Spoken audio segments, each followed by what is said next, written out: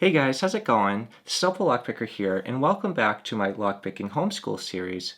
This is a video series that I started to help people be able to learn how to pick locks from a beginner up to an intermediate level. In today's video, what I'm going to do is focus on what is binding order and just try to give you some really close-up examples of what it looks like so you can start to conceptualize it and be able to use it more in your practice. In order to open up a lock, you're going to need to set all of the driver pins going across, and they're going to need to be set to the shear line so nothing will be obstructing the plug rotation, so you'll be able to get your lock opened right up. When you're picking a lock, you're taking advantage of manufacturing tolerances, and that influences the binding order because that is going to make it so that only one pin is going to bind.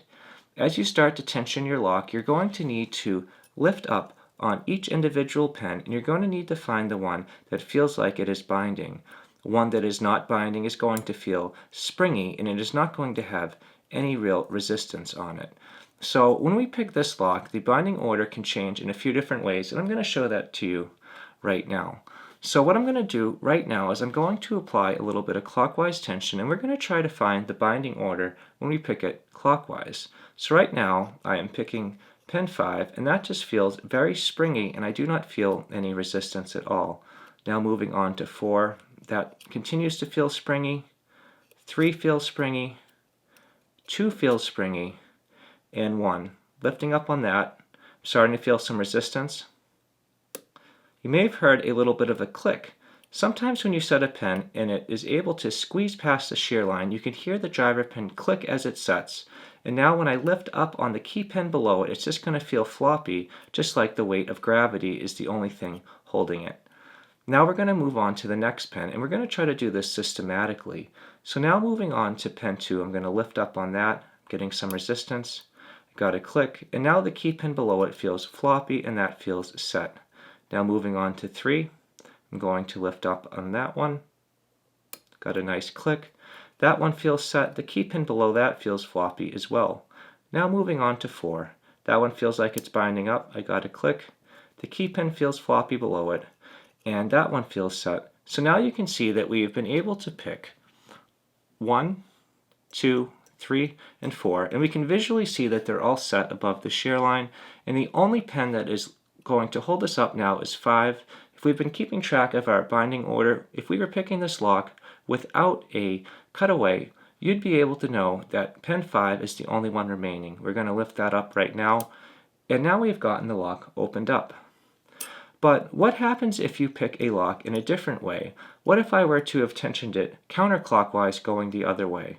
That can actually affect the binding order as well, and one of the things I always recommend people is if you're having trouble picking locks one way, try it the other way and maybe you'll have some more luck. So now I'm doing some counterclockwise rotation, and that's going to put some tension on the core, and we're going to see what the binding order is now. So lifting up on 1, that just feels springy, and that is not binding at all. Moving on over to 2, that one still feels springy. Moving on over to 3, that feels like it's binding up. And I'm going to keep lifting up on it, and we just got a good click, and the pin below it feels nice and loose, and that feels like it is set. Now 4, lifting up on that, got some resistance and a click, and the key pin below that feels floppy, and that feels set. So we're just going to systematically go through it. So I've done 3, 4, now 5, that one feels like it's binding as well. And now that feels set. So now we're going to work our way back. So now that we know we have 3, 4, and 5 set, now the only pins that aren't accounted for are going to be 2 and 1. I typically at this point will just work my way back. So 5 feels set, 4 feels set, 3 feels set, 2 feels like it's binding. Going to lift up on that one. Let's see. Got a little click. And the key pin below that feels like it is set. And now if we have been paying attention, we now know that we have all of our pins set except for 1. And we can visually see that on the lock as well. So now moving over to 1, we're going to lift up on that. We're going to get a click, and the lock opened right up. So learning binding order is something that's very important because it is going to help you be able to open up your locks very quickly, and it's essentially the password to your lock. I really hope that this was able to help clear up for you what binding order is, so you'll be able to see it. So let's just go through this one more time now that we have the knowledge of the binding order of this lock, and we can see how quickly we can get it opened up. So going clockwise, we remember that the binding order was 1, 2, 3, 4, and 5. So let's try this again. So clockwise tension, and on 1 we're going to get some resistance. We've got to click. 2, 3, 4, and 5. Can you believe it? Look at how quick we were able to get that opened up. And now let's try the reverse. Let's do counterclockwise, and we're going to go over to 1, nothing, 2, nothing, but we're going to remember the binding order is going to be 3, 4,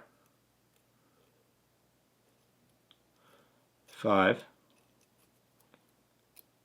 2, and 1. And we're able to get that opened right up. So it really is amazing to see when you're able to get a lock open and you know the binding order, how quickly you'll be able to get it open. When you're starting to pick a lock, all you're going to do is you're just going to put some tension on it, and you're just going to really start to lift up, and you're just going to feel which pin is binding. And once you feel that pin, you're going to feel it set. You may even hear it set, and you're just going to always try to verify the pin is set by feeling up on that key pin and seeing if it feels nice and loose below it. And then you're going to just proceed through, and then you're going to be able to make note of this and get your locks opened right up. I just want to say that this is something that is very important for you to learn when you are first getting started in lock sport. It is something you need to consciously try to learn and just try to master, because it's really going to help you out down the road. But either way, guys, this has been a really quick video on what binding order is and what it looks like really close up. If you have any questions or suggestions, as always, please leave those in the comment section below. And if you enjoyed this video and you'd like to see more like it, please subscribe. As always, thank you so much for checking this out, and I hope you all have a great day. I just want to say thank you, and I cannot wait to see you in the next video.